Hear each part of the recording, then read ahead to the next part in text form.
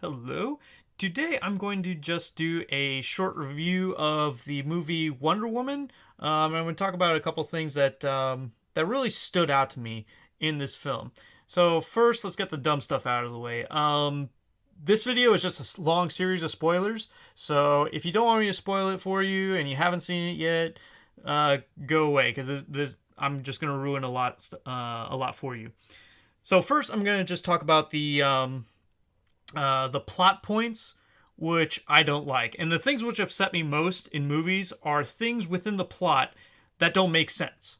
Either within the narrative or within the universe of the movie, people acting without reason or reasons that contradict other reasons for acting. These things I don't like.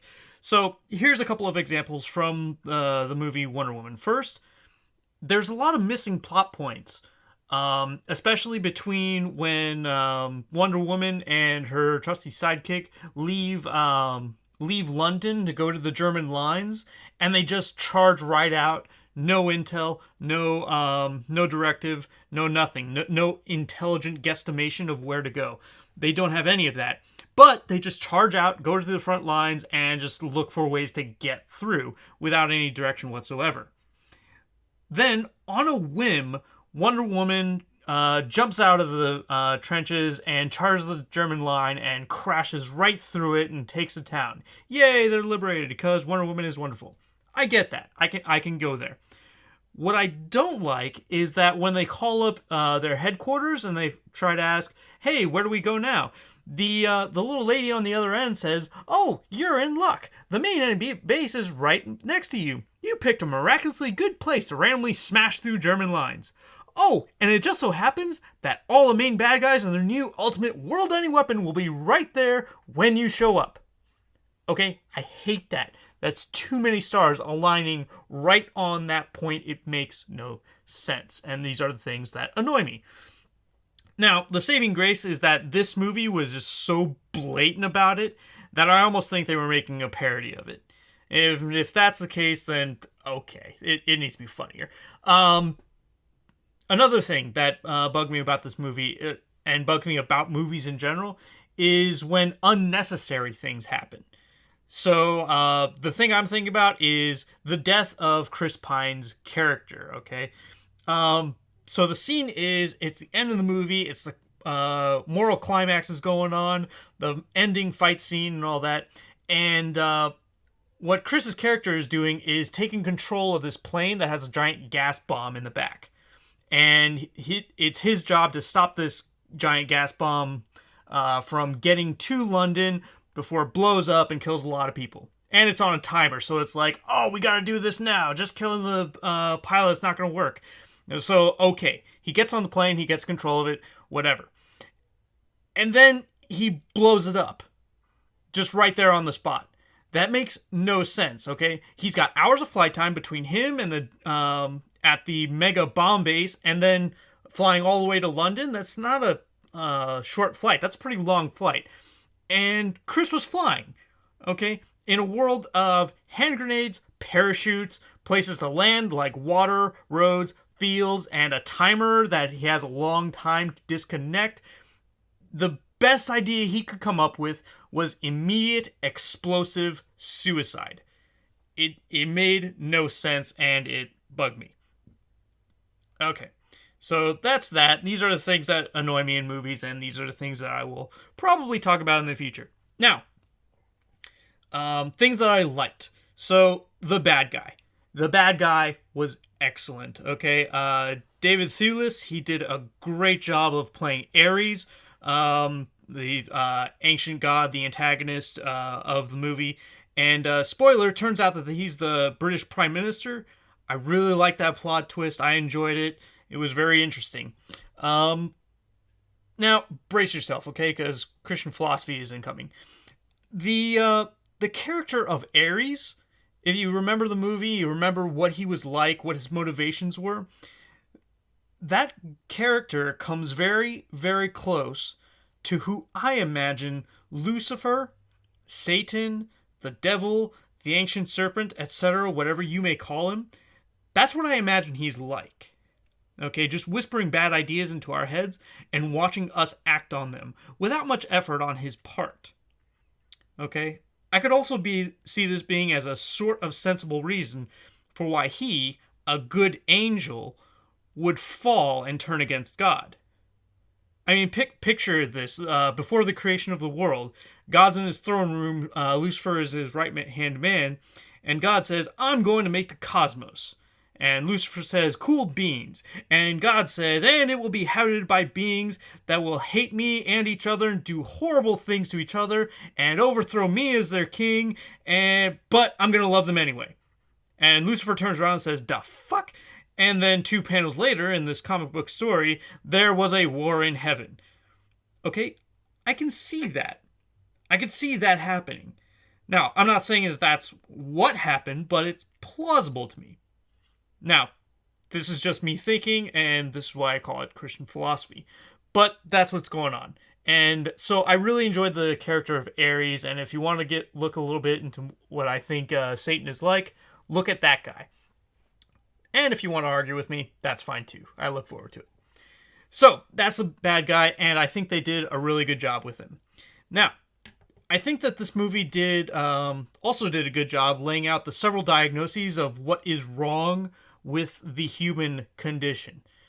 And if you don't think that anything's wrong with the human condition, go back to your planet and take me with you. Okay, because from where I'm sitting, from where most of humanity is sitting, something is very, very wrong with us and with this world. And the movie does a good job of laying out what these things might be, possible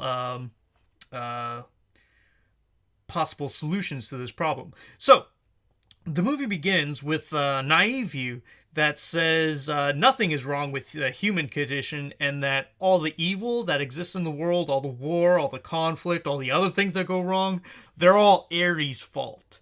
Okay? All the evil is because this other evil outside force is acting on them. Now, this, I think, paints a very rosy picture of humanity, which I believe is verifiably false. I don't think this is what's going on with humanity, with the evil heart of humans. Personally, I'm actually in agreement with the character of Ares. This is another reason why I really like him. Because he says that humans are fundamentally evil and that humans don't even need the slightest of Satan's nudges to turn a man into a monster. Okay? I think this is very close to the truth. And if you want to, and I'll probably do more videos about this later, but this is what I think is the case. Now, the final conclusion of the movie concerning the condition of man is voiced by Wonder Woman. And it's basically a noble hybrid of the two truths, specifically the two diagnoses I just covered. So, the great moral climax of the movie. The scene is that Wonder Woman is standing over an evil human doctor, one of the antagonists of the movie, and she's holding up this giant armored truck in the air, and Ares is urging Wonder Woman to kill the human, just drop this truck on her, and he's saying that he's justifying that action by saying that humans just deserve to die. They're perverse, they're evil, they deserve nothing good. And Wonder Woman resists the temptation to kill this evil doctor when Ares says that humans are evil. And Wonder Woman responds by saying, no, they are more. Okay, she's basically conceding Ares' point that humans are evil, but she restrains herself with the idea that humanity has the potential to be or to do good. Now, to me, Wonder Woman looks to be like she's in the place of God, okay, from my perspective, as she stands in judgment of man and decides, in spite of humanity's obvious inclinations toward evil, she decides to spare this human being, and it's a metaphor for all of mankind, because there is supposedly more to our character. Now, like I said before, I'm with Ares on this. And that's because I think Wonder Woman gets it wrong, or at least she doesn't go far enough in explaining what she means. Now, Wonder Woman may be saying, and I think the movie was going for this, that while humans are inherently evil, we have the potential to be good, like I also said before. Now, my major disagreement follows from an analogy to the law of motion, okay? Where an object in motion tends to stay in motion, etc., unless acted on by an outside force. So, in this analogy, this means that an evil humanity will continue to act evilly unless acted on by an outside force. The only reason that I think we do good to each other beyond the biological Darwinian necessities is because I believe that we have been acted on by an outside force, specifically the God of creation. I do not believe that we have the capacity, the potential, to do good within ourselves. I think Ares is absolutely right in saying that we deserve to die.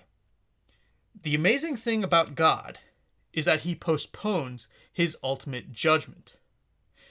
But if Wonder Woman is going to say that humans have the potential to be good, then she needs to act to implant that goodness in humanity herself, in the way that I believe God did.